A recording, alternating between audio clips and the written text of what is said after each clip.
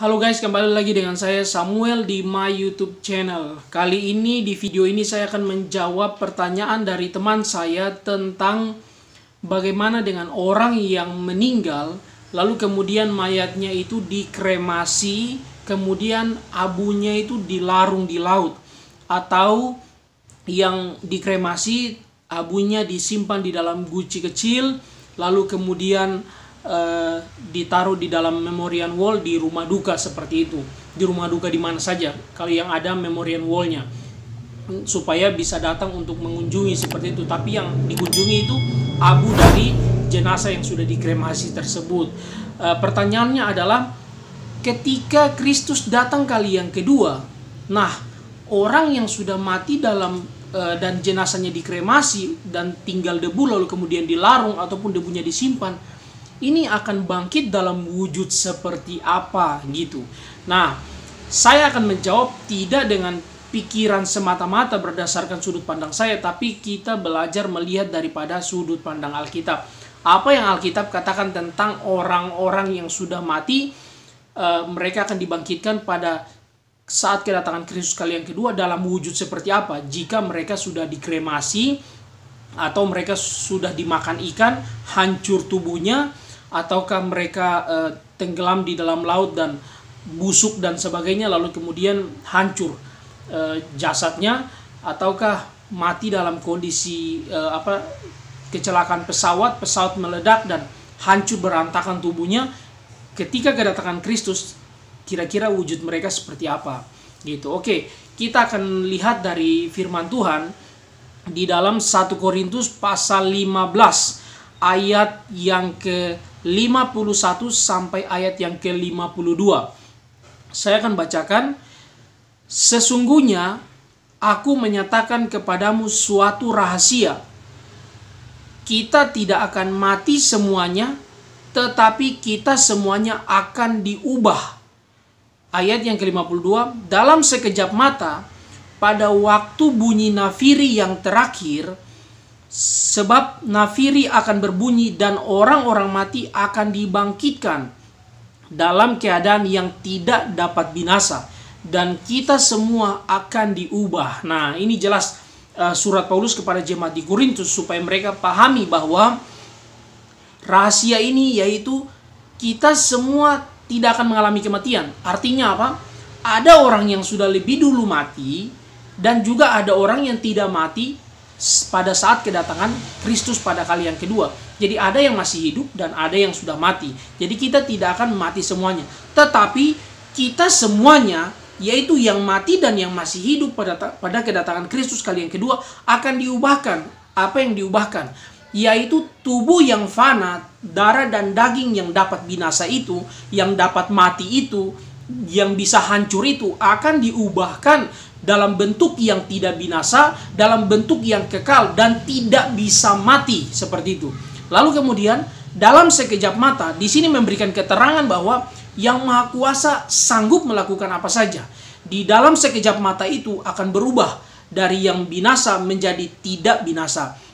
Pada waktu bunyi nafiri yang terakhir, di sini memberikan pemahaman bahwa ketika bunyi nafiri itu, bunyi yang sangat besar itu akan memanggil semua orang, baik yang mati maupun yang hidup. Sehingga kuburan-kuburan, dalam beberapa tafsiran menyatakan kuburan-kuburan akan terbuka, sehingga laut maupun darat akan menyerahkan semuanya untuk menyongsong Tuhan di awan-awan yang permai atau awan-awan. Lalu kemudian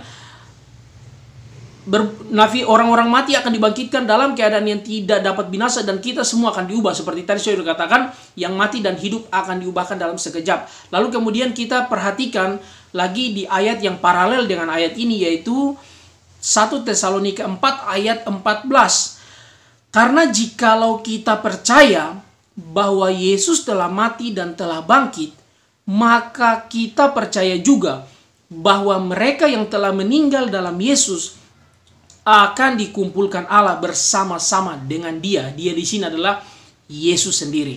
Jadi yang sudah mati akan dibangkitkan lalu berkumpul bersama-sama Yesus pada saat kedatangan Yesus kali yang kedua.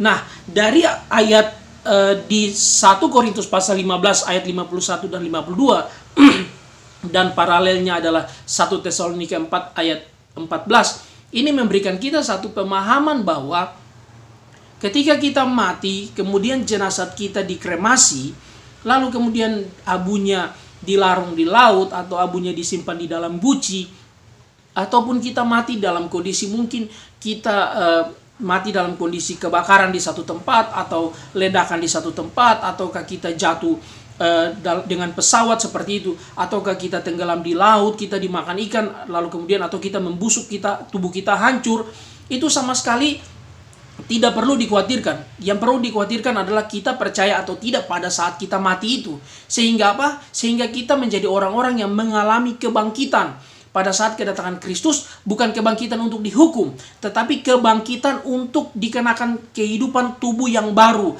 Kenapa harus gunakan tubuh yang baru? Kenapa harus gunakan tubuh yang tidak dapat binasa? Karena kita akan menuju ke surga, tempat di mana tempat yang kekal, tempat di mana yang tidak akan pernah binasa, tempat di mana kita akan menikmati sesuatu yang tidak akan pernah mati dan tidak akan pernah binasa sama sekali. Oleh sebab itu kita perlu mengenakan tubuh yang kekal, tubuh yang tidak akan pernah binasa, untuk hidup di tempat yang kekal, untuk hidup di tempat yang tidak akan pernah dibinasakan atau dihancurkan oleh siapapun juga. Jadi dalam bentuk apapun, sekalipun sudah dilarung di laut, kata Paulus, kemah ini memang akan dibongkar, kemah ini akan dihancurkan, kita akan tinggalkan ini, sebab darah dan daging tidak mendapat tempat di dalam kerajaan Allah. Itu berdasarkan sudut pandang Alkitab sendiri. Jadi siapapun Anda, berdasarkan yang Paulus tulis adalah latar belakang kehidupan bangsa Yahudi, yaitu mereka mati dengan cara dikuburkan seperti itu. Tapi beberapa kehidupan dari bangsa-bangsa lain atau suku-suku lain, adat istiadat dari setiap negara lain, itu tentu berbeda-beda cara untuk memakamkan jenazah seperti itu. Ada yang dikremasi, ya ada yang dikuburkan, ada yang disimpan di dalam gua, itu bermacam-macam. Tapi ingat, itu sama sekali tidak membatasi keselamatan yang sudah dianugerahkan kepada kita. Saat Kristus datang kali yang kedua, ingat, saat nafiri terakhir dibunyikan, kubur-kubur akan terbuka, laut juga akan menyerahkan semua orang yang mati di laut, dan darat juga akan menyerahkan semua orang yang mati di darat. Lalu kemudian yang masih hidup saat kedatangan Kristus kali yang kedua, itu semua akan diubahkan dalam sekejap mata. Diubahkan apa? Diubahkan tubuhnya. Tubuh yang fana diganti dengan tubuh yang kekal, yang tidak dapat binasa. Sekali lagi, karena apa? Karena kita mau menuju ke tempat yang kekal, yang tidak akan pernah binasa. Oleh sebab itu, jikalau kita percaya, kata Paulus, jikalau kita percaya, kita akan bersama-sama dikumpulkan Allah dengan Yesus di awan-awan, menyongsong Dia di sana. Itu yang sangat-sangat kita tunggu saat kita masih ada di dalam dunia ini. Jadi tidak perlu cemas, tidak perlu khawatir. Apapun bentuk ketika kau mati, itu tidak menjadi masalah. Yang menjadi masalah adalah hidupmu saat hidup itu betul-betul berkenan kepada Tuhan, dan imanmu tidak bergeser saat hidup atau tidak. Itu yang menjadi jaminan sesungguhnya ketika kamu akan menerima keselamatan atau tidak. Ini sekian video dan jawaban dari saya. Semoga memberkati teman-teman semua, memberkati saudara-saudara semua, guys-guys yang ada di mana saja. Semoga iman kita tetap kuat di dalam Kristus, menyongsong kedatangan Kristus kali yang kedua. Terima kasih dan Tuhan Yesus memberkati. See you guys.